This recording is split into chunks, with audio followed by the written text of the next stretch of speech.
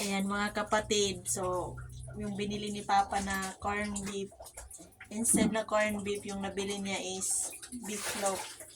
So, bumalik si Papa sa tindahan para bumili ng beef loaf para ihalo natin sa bihon para ulam natin hapunan. Kasi galing kami kanina sa aming area, kami ng guna ug mga sagbot kay naaman may ka ng itanom dito nga carrots, so aming kinunahan unama aming kinunan ng mga sagbot. Kinuhaan namin ng mga ano tawag sa mga sagbot ni mga pa. ewan ko ano ba sa Tagalog ng sagbot.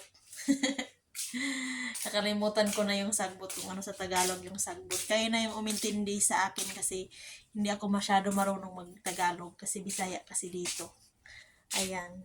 So kayo na, pagpasensyahan nyo na. So ayan, meron na tayo. Kompleto na yung kasangkapan natin. Meron na tayong repolyo, Chinese peaches, sayote, carrots, aus, at saka bombay, at saka bihon. So ito yung ulamin namin ngayon kasi masarap kumain ng bihon. Pampahaba ng buhay. Hahaba daw ang buhay mo pag kumain ka ng bihon. Pero sa totoo lang, hahaba ang buhay mo kung meron kang pananalig sa Panginoon. Amen? Amen. Amen. Kasi pag naniniwala ka sa Panginoon at lagi kang mapagpasalamat, lagi kang nagpe-pray sa Kanya, lahat ng mga prayers mo, lahat ng mga challenges mo sa buhay, mga pagsubok is malalagpasan mo iyan. So, ayan lang. Hihintayin ko muna si Papa at pag darating na siya is magluluto na tayo ng bihon with corned beef. So, ayan mga kapatid, nabili na ni Papa ang corned beef. Ayan. So, magluluto na tayo ng ating bihon with corned beef.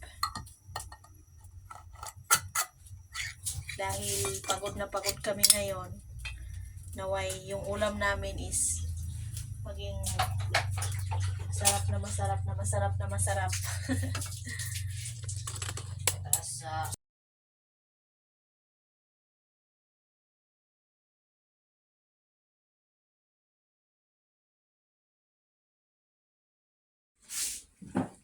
So, hello mga kapatid. Naluto na po ang ating bihon. Ayan.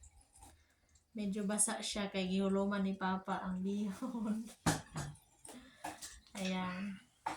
Sana? Nangapi pa sila mga kaigsuunan. Mura ni manihapon na nangapi pa. So, na to ang giluto nga bihon nga naay corned beef, nga naay carrots. So, sa unang panahon, hangtod karon mao dyan akong paborito nga kanang kuan kay kanang naay kasal-kasal sa una, mga birthday, mao man among ginakaon. Unya, kanang mao po na among una makaon kay kanang kong Papa is kusinero man sa kasal. Kanang naay mga kasal-kasal, magluto na siya.